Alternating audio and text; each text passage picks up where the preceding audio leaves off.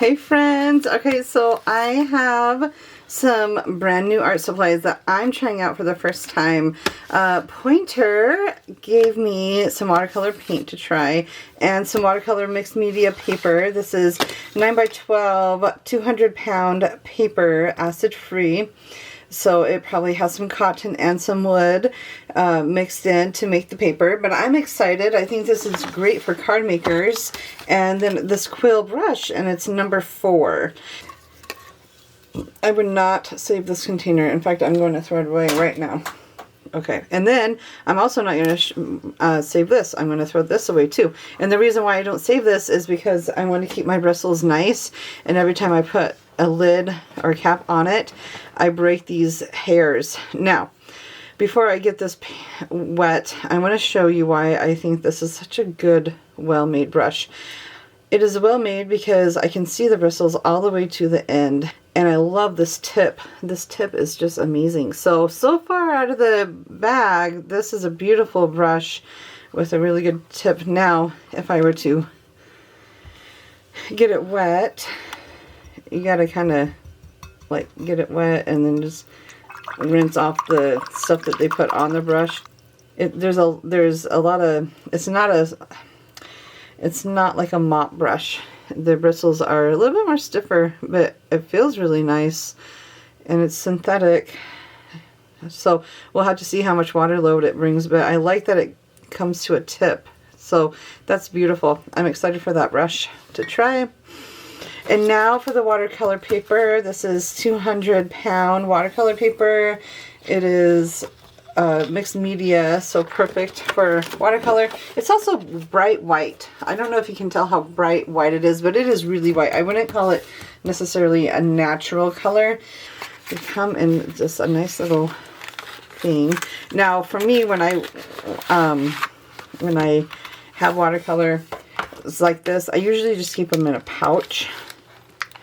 I am already seeing these, so if I were to, I just want to pick one up and see if they have like a pigment color to them on the back, and they don't. It just says non-toxic, creamy finish, easily blendable colors, fast dry. The fast dry is because you know it dries as fast as the water can dry. So let's try it. I'm going to try some just on, actually we'll start in a rainbow order. That would make sense, huh? I learned the way to test color is from Jean Haynes. And what I do is I like to stick, okay, so it has this foil thing on the top. I don't know if you can kind of see it. Yeah. All right, and then they have this little pokey thing right here. So you have to like press it down and then it opens. So that's fun. Okay. Ooh, this reminds me of cadmium yellow. So if I were to put a name to it, I would call it cadmium yellow. It's definitely cad. And holy cow, it's really bright. That is fun. Okay. So I like to tilt my paper down just a little bit. I like to see how it flows with the water. I will say it lifts pretty nicely. So that's a good thing. And I'm just going to add a whole bunch of water. I really like to see kind of how it plays with water. So I know. There we go. I would call this cadmium yellow or maybe lemon yellow. I don't know. It's a lemon yellow or a cad yellow. So that's fun. I bet this is orange. This is going to be transparent orange. I betcha. We'll see how transparent it is. But if it's anything like the yellow, it's going to be transparent orange.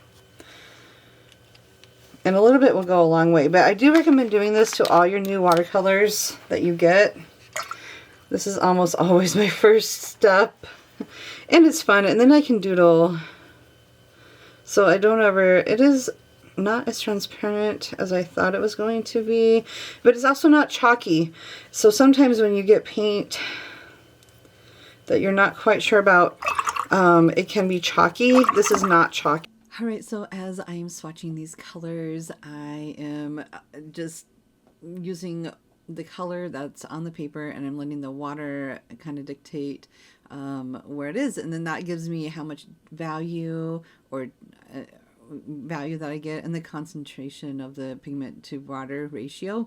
So it's really kind of lovely. All right, so the colors are very bright, and the tubes are 0.4 fluid ounces, so very standard. This is really a perfect thing for new beginners, or if you're a classroom art teacher like I am.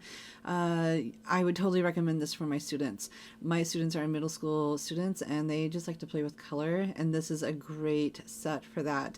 It is vibrant, so you can get your mutes if you needed to. I would call this high key if you are looking for a good pigment.